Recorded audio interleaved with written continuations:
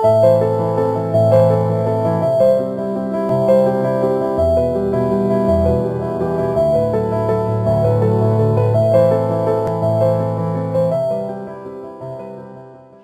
alors je vous propose pour faire un tour de table peut-être un petit peu original de se demander mais pourquoi est-ce que Aurélie, Georges et Annie-Paul sont là avec nous avec un problème de... Ça va? Problème de chaise.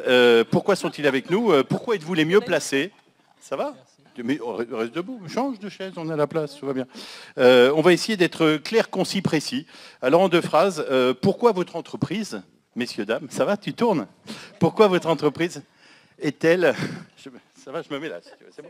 Pourquoi votre entreprise est-elle un observatoire avancé pour comprendre comment évolue la vente?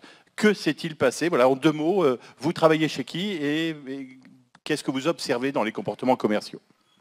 Annie-Paul, Booster Academy, eh bien, je suis légitime parce que nous accompagnons aujourd'hui plus de 10 000 collaborateurs sur la France, sur l'efficacité commerciale, le management, l'expérience client. Et à mon sens, on a peut-être quelque chose à dire? Voilà, donc on aura sûrement des questions sur l'évolution de la formation, des besoins, des compétences, qu'est-ce qui change dans les métiers commerciaux. Georges, Sales Apps, outil de Sales Enablement. Bonjour à toutes et à tous. Moi, je suis Georges, comme tu le dis, Jean-Philippe. Nous, Sales Apps, on propose une plateforme qu'on appelle du Sales Enablement, comme tu dis. Le Sales Enablement, pour faire simple, parce que ça ne parle pas encore forcément à tout le monde, c'est une application qui va aider le commercial dans son quotidien. C'est-à-dire, c'est l'application que le commercial utilise quand il est en rendez-vous, c'est l'application qui va appuyer son discours, c'est l'application qu'il utilise pour adapter son contenu, pour le rendre plus personnalisé vis-à-vis de ses interlocuteurs. Donc, pour concevoir ce type d'application, c'est assez simple. En fait, on s'intéresse énormément à la pratique du commerce de nos différents clients. Donc, on digitalise 20 000 commerciaux, mais en fait, chaque entreprise a une Combien d'entreprises clientes? Plus de 200. Plus de 200, donc vous avez un observatoire incroyable. Exactement. Et sur des ventes très différentes, ça peut aller de ventes comme celle de Suntory, Orangina, à Allianz, en passant par Geodis, qui était aujourd'hui également. Donc on imagine assez facilement que la démarche commerciale, les leviers qui font que la vente se passe bien ou ne se passe pas bien, ne sont pas les mêmes. Et pourtant, c'est la même plateforme. Donc à chaque fois, vous avez une discussion avec les clients, parce que vous vendez un outil, une plateforme, certes, mais il faut paramétrer tous les contenus, comprendre leur scénario de vente. Exactement. Donc on côtoie le métier du commercial au quotidien, et c'est ce qui nous passionne. Et c'est là que tu as rencontré Aurélie, qui travaille chez Orangina Suntory. Exactement. Aurélie. Quelle belle rencontre, Georges. C'était incroyable. Tu t'occupes de combien de commerciaux? Comment ça se passe? Qu'est-ce que tu... Alors bonjour à tous, moi c'est Aurélie Mélage, je suis donc la directrice des ventes chez Orangina. Je m'occupe donc de 220 commerciaux, sachant que bien sûr il y a des commerciaux, mais aussi des managers. Voilà, donc l'observatoire, c'est un observatoire en live des équipes. D'accord, 200 commerciaux, oui, donc il y a de quoi faire et on aura peut-être des informations sur la manière dont ça évolue. Je m'appelle Jean-Philippe Cunier, je suis formateur en technique de vente, j'aide les entreprises à comprendre comment vendre à travers un écran et j'ai au moins un fan dans la salle, c'est ma maman, je vous présente. Alors, qu'est-ce qui change? Ces changements, qu'est-ce qui change exactement depuis 10 ans? On va commencer chronologiquement. Il y a 10 ans, comment c'était? Maintenant, le futur, à quoi faut-il se préparer? Qu'est-ce qui change? Et les changements qu'il y a dans les métiers, dans la relation marketing, sales avec les acheteurs, est-ce que ces changements sont bénéfiques? Quels sont les changements depuis 10 ans? D'où vient-on? Bien écoutez, nous ce qu'on constate chez nos clients et qui est important, c'est qu'il y a un changement de posture. Et cette posture, elle doit être au rendez-vous. Si vous avez des collaborateurs qui attendent tout de la data, qui sont dans une posturale où il faut leur amener le macaron au chocolat et qu'il n'est plus qu'à le manger, eh bien je pense qu'ils ne sont pas sur la bonne route et le bon métier. Je dirais simplement qu'aujourd'hui, ce qui est important et ce qui va être très important, c'est ce mariage entre effectivement le marketing et les sales. Et je le redis. Moi, j'ai connu la vente il y a plusieurs années et il n'y avait pas cette force marketing. Le marketing était dans un coin nébuleux et les vendeurs étaient au diapason. Aujourd'hui, c'est ce rapprochement qui est absolument nécessaire, légitime, et qui va apporter la force aux deux équipes. C'est-à-dire un travail conjoint, un travail intelligent, un travail en accord et surtout ordonné vers le prospect. Alors, ça, c'est un point important pour moi. Donc tu vois ça depuis très longtemps. Quels sont les changements majeurs qu'il y a eu dans ces métiers depuis 10 ans? Qu'est-ce qui a bouleversé les choses des métiers? Quelque part, auparavant, vous arriviez dans une boîte, on vous disait très bien, tu es commercial, voilà ta boîte à outils, et puis voilà ton plan de vente, et puis quelque part, tu le lis, tu l'apprends par cœur et t'appliques. Puis vous aviez un manager qui finalement revenait vers vous en disant combien de rendez-vous, combien d'appels, et quel est le résultat. Donc, hard skills, résultats et tableau Excel. Aujourd'hui, on est quand même aux antipodes de tout ça. Soft skills. Soft skills à 100%. C'est-à-dire que si le manager n'adopte pas une posture de manager coach, de manager à l'écoute, comme va le dire certainement Aurélie dans son quotidien, moi j'ai bien aimé, à un moment, j'ai entendu quelque chose chez Michael Beitsch qui disait le manager hélicoptère. Et je trouve que cette image est vraiment dans une dynamique à la fois, je me mets à son niveau, je remonte quand c'est nécessaire et je redescends. C'est-à-dire ne pas croire qu'on a tout, lâcher prise, accepter de se mettre en danger. Un manager aujourd'hui doit se mettre en danger. S'il est dans les certitudes, il va falloir qu'il change. Aurélie, tu te mets en danger? Aurélie, qu'est-ce qui change d'après toi dans les métiers? Un métier dangereux. Comment tu vois les choses? Écoutez, en tout cas, nous, on travaille en retail. Nos principaux clients sont les grandes surfaces que vous connaissez bien, donc Carrefour, Auchan, etc. Le changement ces dernières années, il y a deux changements économiques. Il y a un changement sur la pression, sur la rentabilité. Il y a énormément, la pression est de plus en plus accrue sur la rentabilité. Et le deuxième changement, c'est la compétition. Tout le monde est maintenant de plus en plus armé, la compétition est de plus en plus sévère. Donc, dans ce contexte-là, ces deux changements amènent au fait qu'il faut vraiment qu'on arrive à gagner une préférence client et gagner la préférence client en moins de temps. Alors, soft skills, préférence client, comment on gagne la préférence client? Ensuite, on verra la manière de présenter. Tu nous parles de ça, on a préparé beaucoup. Préférence client. Sur la préférence client, en fait, c'est se dire qu'en très peu de temps, il faut pouvoir faire la différence et proposer de la valeur à son client. Et donc, j'aime beaucoup ce qui vient d'être dit sur le soft skills. C'est pas avec juste du hard skills et une méthodologie et un discours qui est toujours le même qu'on fait la différence. On fait la différence en se mettant à niveau avec notre client, en rentrant en relationnel de la bonne manière avec son client, et du coup en adaptant son discours de vente, sa proposition. Et ça, c'est en effet beaucoup de soft skills et c'est aussi beaucoup ce qu'on recherche. C'est-à-dire qu'aujourd'hui, on ne recherche pas les meilleurs vendeurs, mais on cherche certainement ceux qui ont la meilleure intelligence situationnelle et le meilleur relationnel quelque part. Soft skills, préférence client, les rendez-vous changent aussi, la durée des rendez-vous, le format des rendez-vous. Alors, est-ce qu'on a toujours autant de temps qu'avant? On a de moins en moins de temps puisqu'il y a de moins en moins de monde en magasin, donc moins en moins d'interlocuteurs. Donc ça veut dire que pour nous, en 10-15 minutes, il faut vraiment avoir clôturé sa vente et donc avoir été clair, précis, complet en un minimum de temps. Allez droit au but, clair, concis, précis. De manière claire, concise, précise, Georges Da Silva, donc chez Cellsaps, vous avez équipé Orangina. Vos outils aident à cela? Ouais, alors ce qu'on entend vraiment bien à travers vos deux témoignages, c'est en fait l'aspect purement humain de la vente qui devient central en fait dans la vente, en détachant une part d'agilité aux outils. Et en fait, le terrain de jeu du commercial, si on se met dans la peau du commercial, il a profondément changé. Ce qu'on attend de la part des commerciaux, c'est de savoir utiliser LinkedIn, savoir être bon sur LinkedIn, alors pas dans tous les contextes, mais dans un certain nombre de contextes de prospection, c'est vrai. Tu m'as dit qu'en social selling, ça se passait très bien chez vous. Oui, ils font ça tout seuls. Ouais. Bon, mais effectivement, les aspects réseau social devient un élément central de la vente. Ensuite, ça va être l'information. Il y a une guerre d'information au niveau de l'accès à la bonne information pour le bon interlocuteur qui est clé. Et finalement, c'est une compétence qu'on attend des commerciaux. Avant, on arrivait, on avait tout dans la camionnette des fois, hein, et puis il fallait sortir le bon échantillon, le bon argumentaire. Aujourd'hui, on ne fait plus ça. Et donc, il y a une pression en termes d'efficacité à trouver la bonne information. face à des interlocuteurs qui ont moins de temps et des interlocuteurs qui sont très avisés en fait. On a une connaissance par les réseaux sociaux et Internet qui est très approfondie des acheteurs. Et donc le commercial étant au milieu de tout ça avec la pression du chiffre, comment on fait? Donc clair, concis, précis, visuel, émotionnellement affûté. On peut garder les mêmes commerciaux que ceux qu'on a. Il faut en virer la moitié. Heureusement. Il faut les former. Heureusement. Et je vous invite vraiment à capitaliser sur l'humain, parce que l'humain est au rendez-vous. Il y a la data, mais en bout de ligne, il y a l'humain. Et ne l'oublions pas. Donc on les forme. On les forme, les forme et on leur donne la possibilité de se poser, de réfléchir. Vous savez, cette période Covid, elle a été, je pense, bénéfique pour beaucoup de sujets.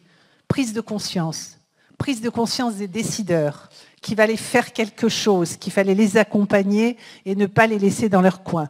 Moi, je vais vous raconter une histoire, c'est très clair. Les carnets de commandes chez Booster Academy étaient remplis à ras-bord en février 2019, c'est ça, hein, quelque part, oui, je ne me trompe pas sur la date, merci. Eh bien, en février 2019, vous avez devant vous 23 franchisés qui vous disent « Tu ne vas pas transformer notre offre en offre à distance ». Vous dites quoi? Oui, vendre à travers un écran. Marche ou tu crèves de ton côté. Oui. Donc, ok, eh bien, écoutez, j'ai pris le pari, et je vous le dis, et ça a été très dur, de les regarder et de dire « Ok, on fait un test sur Paris ».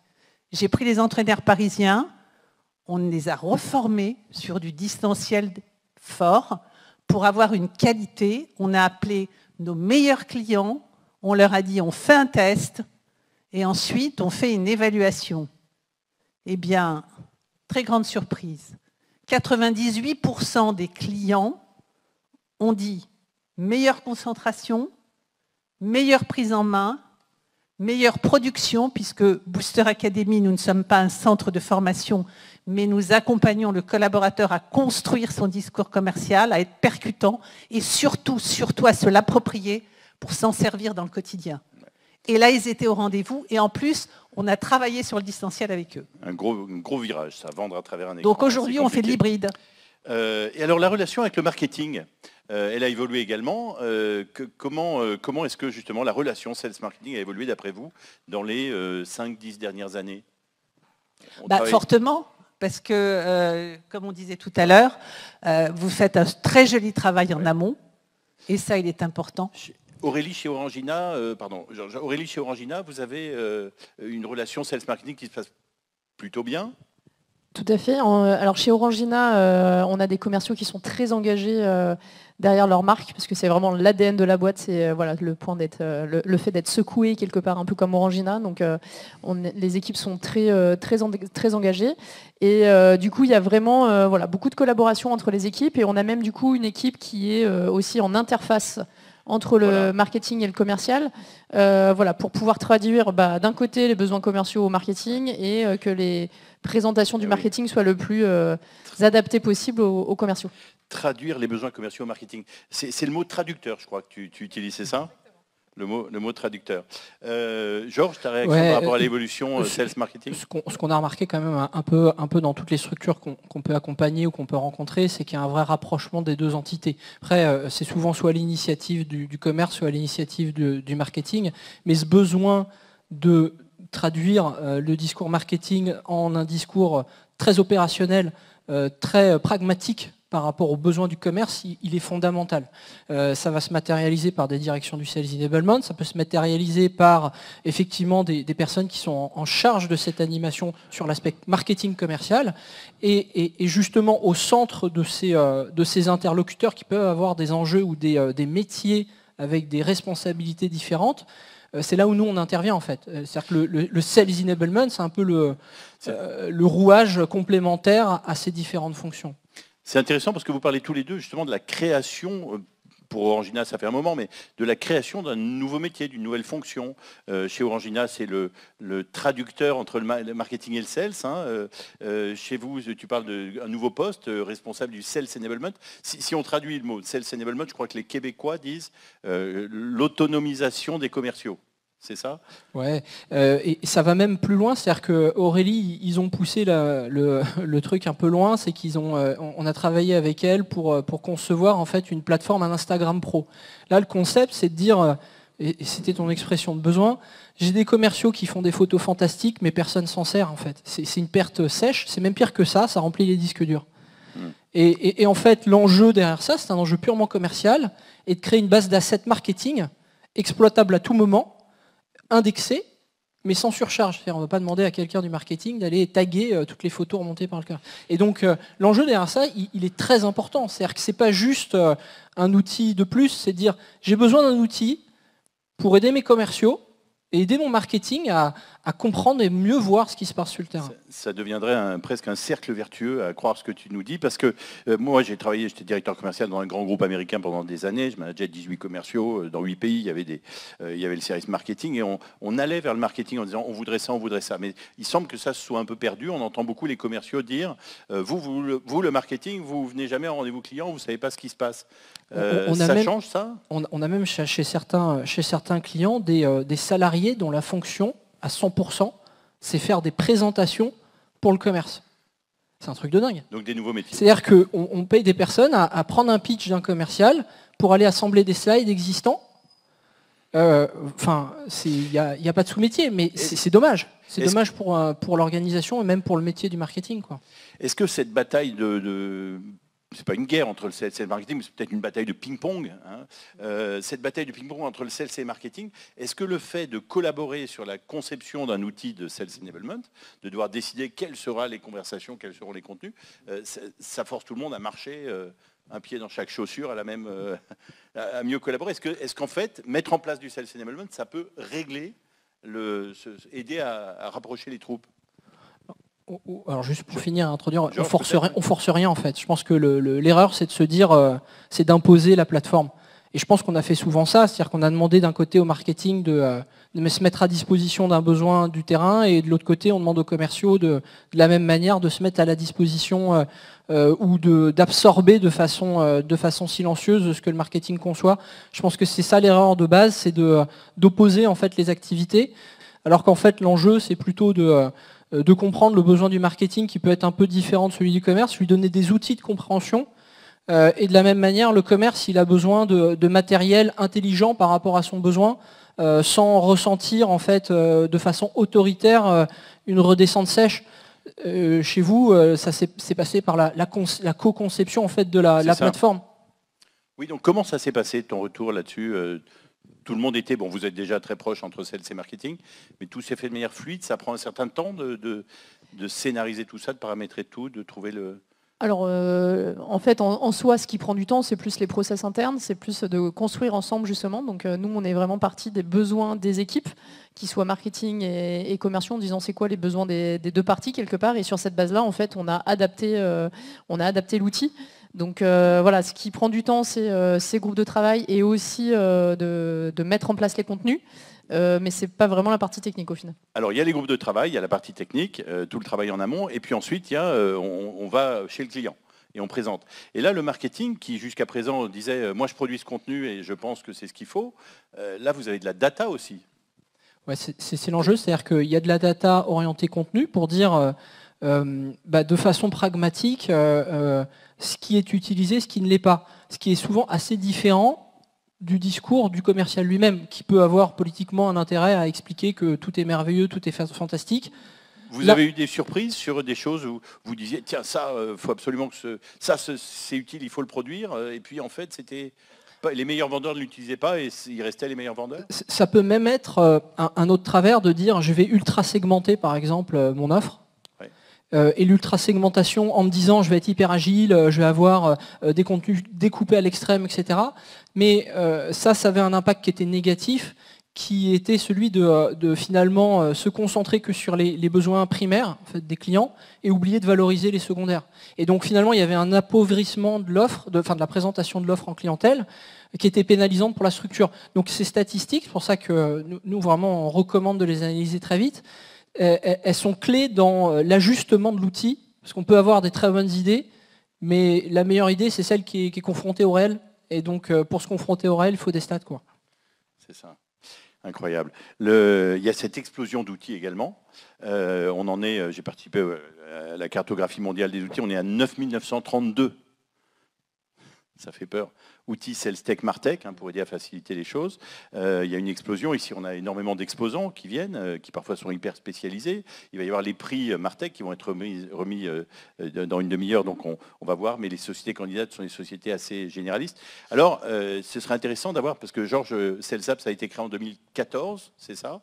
Et donc, depuis 8 ans, comment tu as vu évoluer ces nouveaux outils, J'en parlais tout à l'heure, c'est-à-dire que le commercial, il est face à une complexité d'approche commerciale qui est monstrueuse entre les outils de prospection sur LinkedIn lui-même, le CRM qui doit être rempli.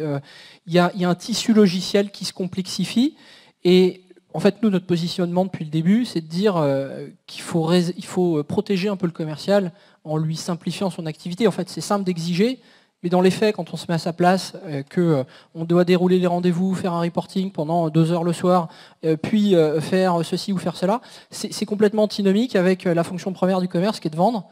Et ce qui doit lui permettre, lui, de vendre, c'est justement de pouvoir être serein sur l'activité de reporting, sur l'activité de préparation, sur même le déroulé, se dire quand je vais lancer ma présentation, je vais pas avoir une slide qui a sauté. Voilà. Et nous, c'est notre positionnement depuis le début, c'est de dire on va se concentrer sur le commerce pour le protéger, pour lui donner une appli qui vit, une appli qui change, et d'un autre côté, aider le marketing sur ses enjeux à lui. Voilà. Et donc sur le tissu logiciel, il y a plein de nouveaux outils parce qu'il y a plein de très bonnes idées et parce que on n'est pas arrivé. Je crois que c'est un sujet qu'on va aborder un peu plus tard de la suite. Mais en fait, on est en plein milieu du chemin sur la digitalisation du commercial en termes d'apport dans ce fantastique métier humain, en fait. Ouais. Oui, parce qu'il y a 8 ans, on a dû vous prendre pour des extraterrestres quand vous parliez de Sales Enablement.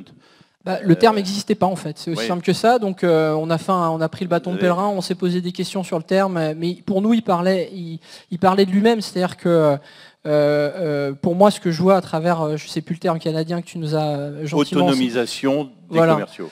Leur donner tout ce qu'il faut, y compris la formation, le contenu, etc., pour qu'ils soient... Voilà, exactement. Moi, ce que j'entends dans ce terme-là, c'est vraiment la mise en réussite du commerce, c'est-à-dire arrêter de demander au commercial d'aller chercher l'information, mais que l'information soit disponible pour lui là où il est. C'est comme si on vous demandait aujourd'hui d'aller chercher vos actualités ou les news. Enfin, les news, elles viennent à vous. Vous avez un téléphone, ça vient, ça sort. L'information s'impose à vous. Or, dans le commerce, on dit c'est à toi d'avoir ta base, c'est à toi de te préparer, c'est à toi d'avoir anticipé. On peut le faire, encore une fois, rien n'est impossible. Mais aujourd'hui, ça va plus vite que ça. Donc en fait, tu es en train de dire il y a des outils, parce qu'on se rappelle les CRM. Les CRM, c'est pourquoi je saisis des données dans le CRM, à quoi ça sert. Enfin, il y a 20 ans, on prenait aussi les gens qui... Moi, j'avais déployé Salesforce chez Dow Jones il y a 20 ans, alors que Salesforce vient de fêter ses 21 ans. Et à l'époque, ça nous a amené des gains de productivité, mais c'était un truc d'extraterrestre. C'est fondamental. Pourtant, ça marche. Est-ce qu'aujourd'hui, le Sales Enablement, pour toi, c'est le passage indispensable? Maintenant, tout le monde a un CRM. Est-ce que demain, tout le monde aura un outil de Sales Enablement? On croise encore des entreprises qui rémunèrent en fait le remplissage du CRM. C'est-à-dire qu'au-delà d'allouer du temps de remplissage, en fait, il y a une part de la prime qui est versée sur ce segment-là. Donc les CRM, ils sont extrêmement pertinents, extrêmement puissants. Enfin, je veux dire, c'est impossible de bosser aujourd'hui commercialement sans en avoir un. Par contre, le reporting, c'est des choses qui s'automatisent. 90% des sociétés françaises ont un CRM. Après, 23% seulement considèrent avoir des données de qualité. Oui. Donc ça dit bien le problème, c'est-à-dire qu'on va investir des millions dans un outil qui est évidemment incontournable, mais qu'est-ce qu'on a dedans? Si c'est oui, bon rendez-vous, adoré, qu'est-ce qu'il en fait le marketing de ça? Moi j'avais une assistante commerciale qui avait marqué, à propos d'un trader en action américaine, qui avait marqué « il adore les chats ». Voilà. C'est une manière aussi de faire un retour. Et elle retenait, oui, mais pour elle, c'était la fois d'après, elle le revoyait, elle disait comment vont vos chats? Et ça marchait très bien. Chez Booster Academy, vous formez aussi les commerciaux aux nouveaux outils? Effectivement, tout ce que tu dis, et on se reconnaît dans les retours de clients, oui, ils investissent. Par contre, il faut que ça vienne du top-down. C'est-à-dire que s'il y a une volonté de l'entreprise d'accompagner les collaborateurs et de leur donner la possibilité de les comprendre, parce qu'un outil, ça se comprend, il faut qu'on sache ce qu'on attend de l'outil. Et le marketing, il faut aussi qu'il soit au rendez-vous et qu'il explique aux sales ce qu'il attend de lui, c'est-à-dire faire des ateliers de co-développement entre eux, de telle sorte à fixer des objectifs collaboratif, à fixer les enjeux et au-delà, à travailler sur les différentes cibles de prospects possibles avec des contenus adéquats par rapport au secteur d'activité. Les outils, la data, être clair, concis, précis. Il nous reste tout à fait. Il nous reste 3 minutes et 27 secondes.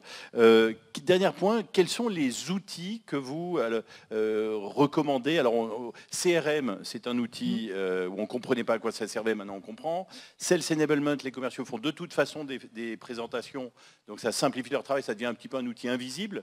Il y a le prix Martech avec des sociétés comme, qui sont très spécialisées sur l'analyse sémantique du sentiment des consommateurs, sur la récolte de témoignages clients, sur le fait de... Il y a plein d'outils spécialisés. Quels outils vous conseillez pour les entreprises au-delà des outils de Sales Enablement, on l'a bien compris? Moi, à mon sens, ce qui va être important, et aujourd'hui, ce qui est important, c'est la satisfaction du client. C'est quels sont les éléments qui vont vous permettre aujourd'hui d'avoir une satisfaction de client à 100%. Et c'est l'objectif de toute entreprise aujourd'hui, quelle que soit l'offre. Pour cela, former les collaborateurs pour qu'ils soient aptes et former les managers qui soient aptes à accompagner les collaborateurs avec un marketing qui soit au rendez-vous, avec un marketing qui soit proche des sales et qui travaille conjointement sur des ateliers, sur de la production conjointe. Parfait, merci beaucoup pour ta réponse, Annie. Paul, Georges, en dehors de Sales Apps, bien sûr. Il faut. Moi, je suis très de développement naturellement, puisque Sales Apps, on est encore en devenir. Voilà. Mais donc, tout ce qui est outils pour cadencer en fait la prospection commerciale, qui peuvent être intégrés dans des grands CRM ou pas. Dis-le nous, il nous reste 1 minute chacun. Quels outils tu utilises? Nous, on utilise du HVS, on utilise Salesforce, on utilise Drop Contact, d'ailleurs, qui était là, aujourd'hui. On utilise tout ce qui va permettre en fait de se familiariser plus. Drop Contact, outil d'enrichissement de données, Salesforce. Orangina, tu es... Pour moi, en fait, c'est surtout... je suis pas en mode outil à tout prix. Comme le dit Georges, il y en a pas mal. Moi, et du coup, voilà, c'est juste repartir des besoins des équipes, parce qu'il y a 100% de préférence client, mais t'inquiète, j'y arrive. Mais aussi 100% de préférence des équipes. Et enfin, en tout cas, ce qui est important pour moi, c'est aussi que les équipes soient contentes et engagées. Et c'est un point important. Et c'est leur enlever aussi les tâches qui leur coûtent du temps. Donc chez nous, c'est les relevés, par exemple. Donc un des outils sur lesquels on est en train de regarder, c'est les reconnaissances visuelles d'images en mode linéaire pour exactement, en mode film, parce que c'est quelque chose qui leur coûte du temps. Et puis tu nous as donné une botte secrète quand même, c'est le fait d'avoir un traducteur, un gourou des outils Martech Salesec pour aider, puisque les outils évoluent plus vite que les compétences, donc tu as un expert spécialisé dans ta société. Merci à vous, merci beaucoup. Merci à vous tous de nous avoir écoutés. Orangina, Suntory France. On salue Hervé, Annie Paul, Booster Academy, Georges Da Silva. Et je m'appelle Jean-Philippe Cuny. À bientôt.